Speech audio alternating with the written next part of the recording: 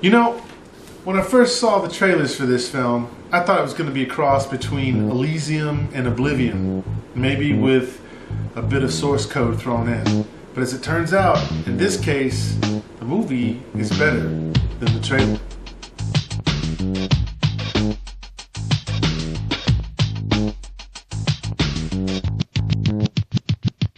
So I finally got to see this film, and I'm glad. Actually glad that I did. From just watching the trailers, it didn't really seem like it was going to be that exciting of a film. It seemed like something I'd already seen before.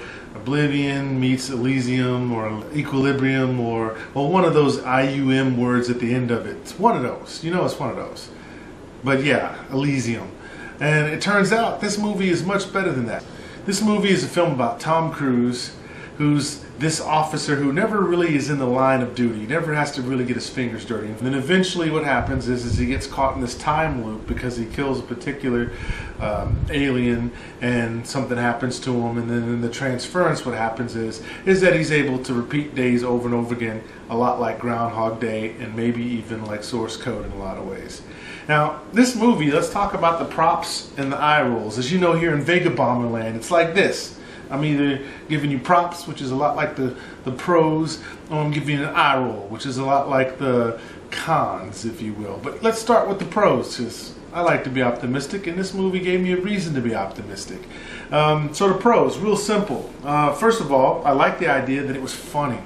I mean, I completely laughed, and in fact, that kind of leads to number two. Second props I want to give this film is that it was a surprise. It wasn't quite what I thought it was going to be in terms of it being a sci-fi flick.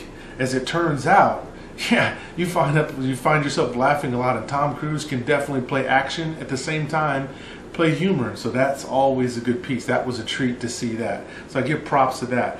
I'd also say that the idea of the storyline was different too. We got something new to look at in a way. And I understand that this is taken off from another book or maybe a manga style book, but I don't know. I haven't read it, but this is kind of what I heard from some of my buddies that are into that kind of thing.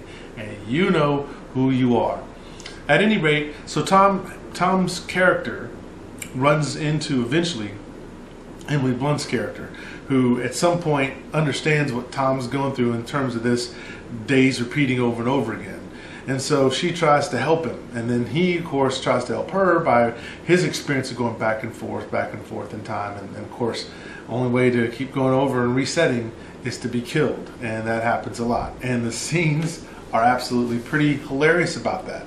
So I'm really good with that, and I really think that this movie was a surprise for sure. And as far as sci-fi goes, plenty of it. The visuals definitely incredible. Now, I guess if I had to find an eye roll, I'd have to nitpick. I think there's only one eye roll I can have, and the only eye roll I had was this. And again, I'm just nitpicking here, but it just seemed to me that at some point, the way it was easy for them to kill the creatures and just the open up machine gun, just kind of shooting everything. It seemed like you'd shoot all kinds of people in the back that are on your team, but they just seemed to be like the way in Phantom Menace, the way the Jedi's just dispatch of the droid army.